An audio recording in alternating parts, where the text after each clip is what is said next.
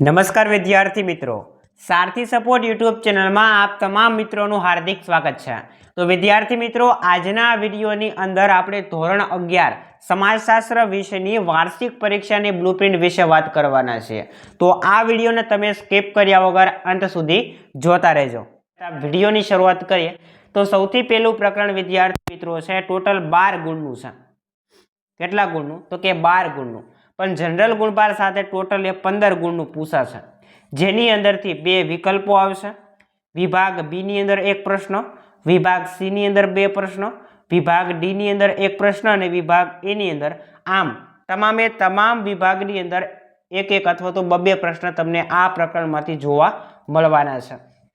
ત્યાર પછી chapter number 2 જેનો ગુણભાર 8 ગુણનો છે, પણ જનરલ ગુણભાર સાથે 10 ગુણનું પૂછાશે, જેમાં 2 વિકલ્પો, વિભાગ બી ની અંદર એક પ્રશ્ન, વિભાગ સી ની અંદર 2 પ્રશ્નો, વિભાગ ડી ની અંદર એક પ્રશ્ન છે પૂછવામાં આવશે। 4 વિભાગ તમારે તૈયાર કરવાના છે 10 ગુણ માટે।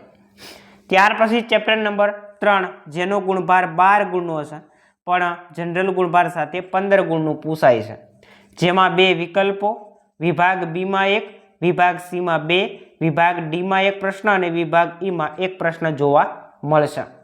ત્યાર પછી ચેપ્ટર નંબર 4 જેમાંથી 8 ગુણનું પૂછાય છે અને જનરલ ગુણભાર સાથે વાત કરીએ તો 13 ગુણનું પૂછાય છે, જેમાં 2 વિકલ્પો પૂછાશે, વિભાગ બી ની અંદર એક પ્રશ્ન, વિભાગ સી ની અંદર 2 પ્રશ્ન, વિભાગ ડી ની અંદર 2 પ્રશ્ન। આવી રીતે 4 વિભાગ તમારે તૈયાર કરવાના છે ચેપ્ટર નંબર 4 માટે। ત્યાર પછી પ્રકરણ નંબર 5 જેમાંથી 8 ગુણનું પૂછાય છે, પણ જનરલ ગુણભાર સાથે કેટલા ગુણનું? તો કે 11 ગુણનું।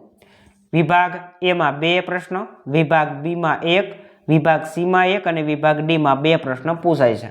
આ બ્લુપ્રિન્ટ છે એ બોર્ડ દ્વારા જે સેમ્પલ પેપર જાહેર કરેલું છે એના આધારિત બનાવેલી છે કે એની અંદરથી કયો પ્રશ્ન કયા પાઠની અંદરથી પૂછાયેલો છે, અને મોટે ભાગે એ જ રીતે છે તમને પૂછવામાં આવતું હોય છે, કદાચ 1-2 માર્કનો ફેરફાર થઈ શકે।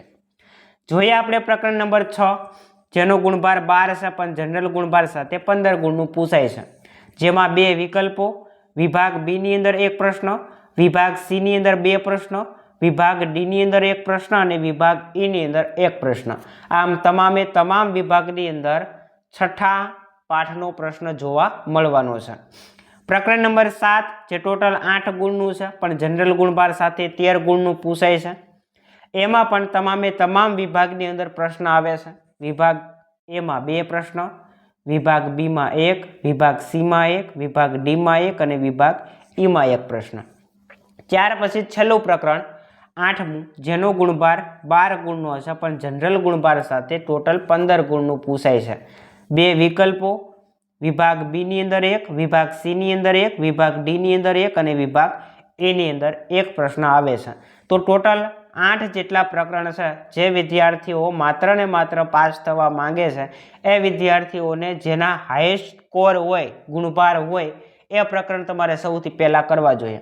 જે 15 ગુણના જનરલ ગુણભાર સાથે પ્રકરણ પૂછાય છે એ પ્રકરણ તમારે સૌથી પહેલા તૈયાર કરવા જોઈએ, કારણ કે એની અંદર તમામે તમામ વિભાગની અંદર મોટે ભાગે પ્રશ્ન આવે છે અને તમામે તમામ વિભાગની અંદર તમારે 1-2 પ્રશ્ન કવર થઈ જાય। દાખલા તરીકે તમે 3 પ્રકરણ કરો, પહેલું છે, ત્રીજું છે અથવા તો છઠ્ઠું છે, 3 પ્રકરણ કરો તો ત્રણેયની અંદર વિભાગ એની અંદર પ્રશ્ન 1-1 આવે છે, તો એ આખો વિભાગ તમારે કવર થઈ જાય। 15 ગુણ તો એ તમારે થઈ જાય।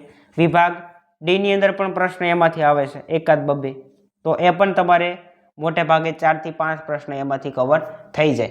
ઓકે, તો આવી રીતની તમારે તૈયારી કરવાની છે। જે રીતે તમને યોગ્ય લાગે એ પ્રકરણ તમે ઓપ્શનની અંદર કાઢી શકો અને તૈયારી કરી શકો છો।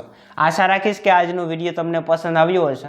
વિડીયો પસંદ આવ્યો હોય તો લાઈક કરો, શેર કરો અને ચેનલ ઉપર તમે નવા આવ્યા હો તો સબસ્ક્રાઈબ કરવાનું ભૂલતા નહીં, અને સંપૂર્ણ PDF ફાઇલની લિંક તમને ડિસ્ક્રિપ્શનની અંદર આપેલી છે। મળીએ દોસ્તો આવા જ નવા વિડીયો સાથે। જય હિન્દ, જય ભારત।